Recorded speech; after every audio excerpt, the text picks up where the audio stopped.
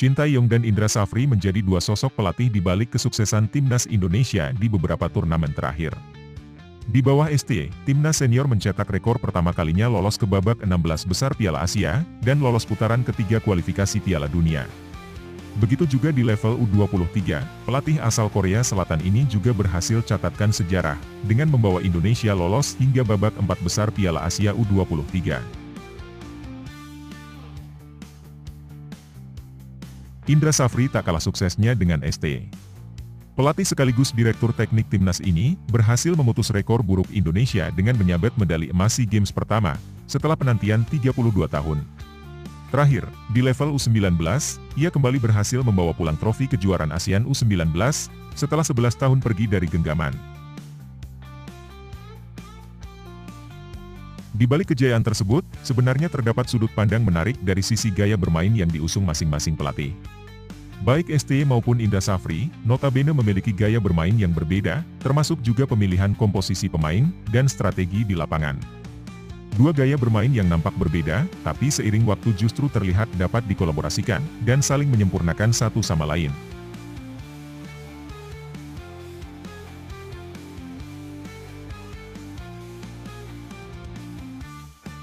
ST sejak awal dikenal sebagai pelatih yang keras dan disiplin. Karakter pemain jadi pondasi dasar untuk membangun skuadnya. Pemain dengan etos kerja, determinasi, dan daya juang yang tinggi, selalu jadi favorit. Sebut saja pemain seperti Asnawi Mangkualam, Pratama Arhan, Justin Hubner, dan Nathan Chuaon. Karakter pemain seperti itu, membuat tim asuhan ST terlihat selalu siap untuk bertarung di atas lapangan. Nampak tidak ada rasa takut, sekuat apapun tim yang dihadapi. Karakter ini sepertinya jarang kita lihat di timnas era-era sebelumnya, di mana seringkali para pemain seperti sudah kalah sebelum bertanding. Secara formasi, ST telah mencoba berbagai formasi. Mulai dari 4-4-2, ketika menukangi timnas U19 persiapan Piala Dunia U20, 4-3-3 bersama timnas senior di AFF 2020 dan 2022, hingga akhirnya nampak nyaman dengan formasi 3-4-3, seperti yang ditampilkan di Piala Asia U23 dan senior. ST lebih identik dengan gaya bermain reaktif, dengan mengandalkan aliran bola yang progresif ke depan secepat mungkin.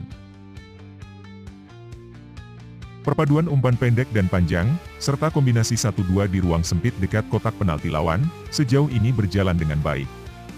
Dua gelandang di tengah yang berkarakter layaknya gelandang box-to-box, secara bergantian bisa membantu serangan, dengan masuk hingga ke area kotak penalti, untuk ciptakan situasi overload. Dari sisi defensif, ST mewajibkan semua pemainnya, untuk membantu pertahanan saat kehilangan bola.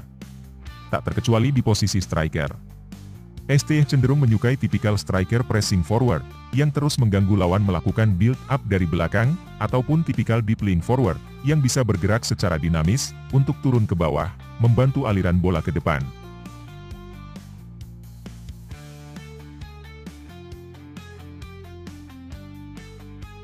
Sejak awal muncul di level nasional, Indra Safri sudah identik dengan permainan proaktif dengan umpan-umpan pendek yang cepat, yang dianggap cocok dengan karakteristik pemain-pemain Indonesia.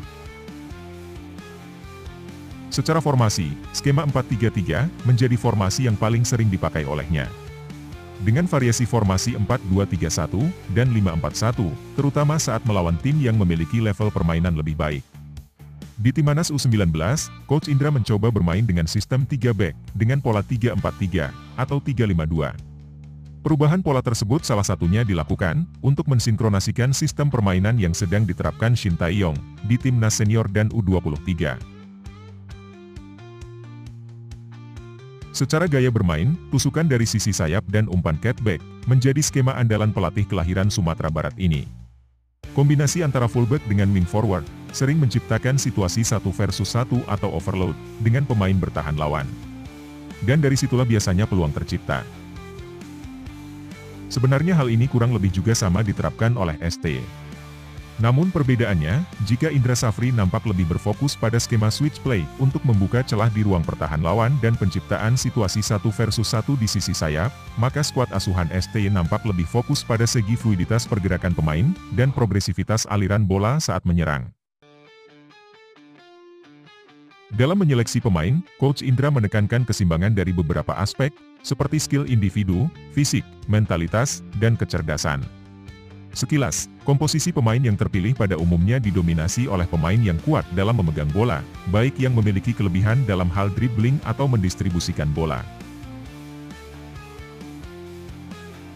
Hal tersebut terutama nampak di posisi gelandang, di mana pemain tipe skillful atau playmaker cenderung lebih banyak terpilih. Hal tersebut sedikit berbeda dengan STY yang lebih didominasi oleh gelandang tipe pekerja atau box-to-box, yang lebih seimbang antara menyerang dan bertahan.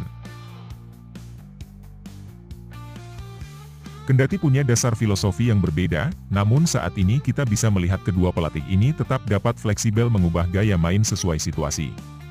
STY sekarang tidak sepragmatis di awal-awal ia baru menukangi timnas. Timnas di bawah asuhan STY semakin kuat dalam menguasai bola dan bermain di ruang-ruang sempit demi memaksimalkan kelincahan pemain Indonesia. Begitupun dengan Indra Safri, yang semakin cair merespons situasi di lapangan.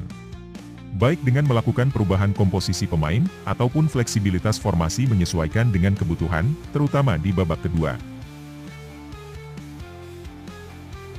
Sebagai pendukung timnas Indonesia, kesuksesan Shin Tae-yong dan Indra Safri sejauh ini bersama tim Merah Putih, patut kita syukuri dan apresiasi.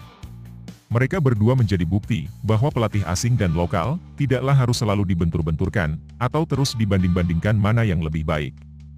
Justru dengan saling berkolaborasi dan berjuang bersama demi kepentingan timnas Indonesia, maka hasil akan menjadi lebih baik dan mendatangkan lebih banyak prestasi untuk Indonesia.